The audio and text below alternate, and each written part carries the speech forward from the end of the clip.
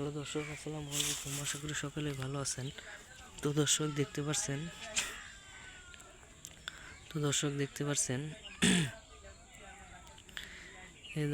পাচ্ছেন এই যে আমাদের হাতে যে কিছু ফুল দেখতে পাচ্ছেন, এই ফুলগুলো কিন্তু খুবই কার্যকরী একটি গাছের ফুল।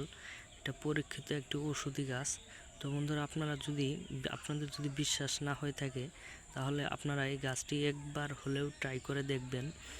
কারণ এই গাছটি যারা ট্রাই করেছে তারা হয়তো এটা ভালো করে বুঝে গেছে যে এই গাছের কতটা উপকারিতা।